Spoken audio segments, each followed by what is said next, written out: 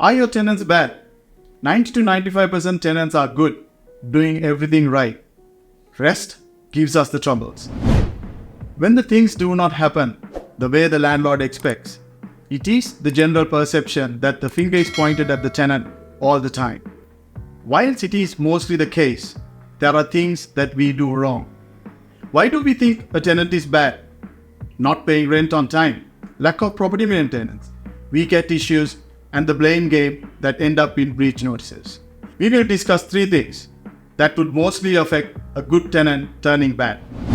Number 1, not responding to maintenance issues in reasonable time. A maintenance issue in a property is raised when it is affecting the tenant's general living or when they are concerned of their safety and health. These needs to be attended as soon as possible. In the case of safety and health, it needs to be attended immediately. For various reasons, these maintenance issues could be delayed. One reason is looking for quotes to get the best price, which is fair in the current market, but delays the work considerably. The other thing is not responding to property managers' emails and calls. Each day delayed will frustrate a good tenant, them losing the trust and respect that they have for the agency and the owner. Number 2, uninhabitable conditions of the property.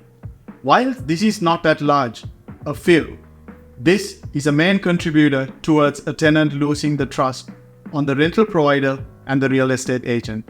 The tenants do agree to accept properties with minimum standards when the rental price is low.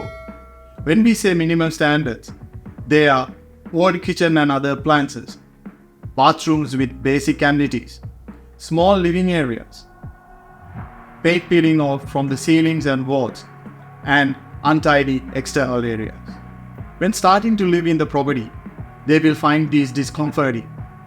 Then they will slowly start to get frustrated and start the issues. Number 3, unreasonable rent increases. When a property is rented, it is expected to return the maximum on the investment. Yes, that is the most important thing in an investment property, especially when the interest rates for mortgages are skyrocketing.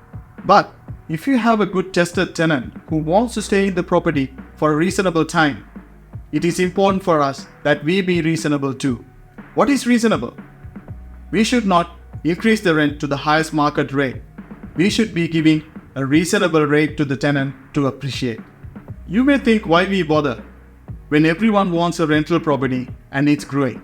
A new tenant could be found, but the cost of reletting and waiting times will make you lose more than what you gained by the rent increase. Most important factor is you will have a tenant who is frustrated and didn't leave because the market rates are high too, and slowly stop care for the property anymore. As rental providers and real estate agents, it is important we keep in mind that we always do the right thing and make sure that we don't make good tenants into bad tenants facing the consequences. If you agree or disagree, comment below or contact us, and don't forget to subscribe us for more informative videos.